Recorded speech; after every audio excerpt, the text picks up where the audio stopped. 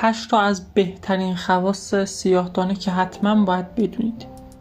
هلو گایز، چطورید بچه‌ها؟ داخل این ویدیو سعی می‌کنیم که با هم به 8 تا از فوق‌العاده‌ترین خواص سیاه‌دانه بپردازیم و این سیاه‌دانه رو با هم بررسی بکنیم. سیاه‌دانه به عنوان یکی از قدیمی‌ترین و معروف‌ترین گیاهان دارویی شناخته میشه و در طول تاریخ به عنوان درمان بسیاری از بیماری‌ها و مشکلات سلامتی ازش استفاده شده که در ادامه به 8 تا از خواص شگفت‌انگیز این ماده می‌پردازیم. اولین خاصیتی که داره تقویت سیستم ایمنی بدنه.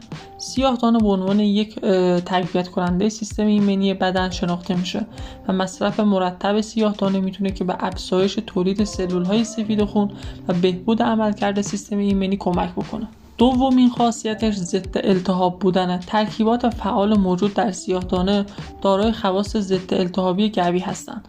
این خاصیت باعث میشه که مصرف سیاه‌دانه در کاهش التهاب‌ها مثل آسم بسیار موثر باشه. میرسیم به گزینه سوم، حفظ سلامت قلب. بر اساس مطالعات صورت گرفته و بر اساس مقاله هایی که توی همین زمینه نوشته شده، سیاه‌دانه میتونه که به حفظ سلامت قلب و عروق کمک بکنه. مورد بعدی کاهش علائم آلرژی توی بدن و سیاه‌دانه میتونه که به کاهش علائم آلرژی مثل عطسه توی بدن کمک بکنه. از مهمترین خاصیت‌های سیاه‌دانه محافظت از کبد و سیاه‌دانه میتونه که به بهبود سلامت کبد کمک بکنه. سیاه‌دانه به خاطر ترکیبات ضد اکسیدانی که داره باعث محافظت از کبد میشه و هر آسیبی هم که به کبد وارد بشه میتونه که ازش جلوگیری بکنه. مثلا آسیب‌هایی که مواد مخدر به کبد میتونن که وارد بکنن.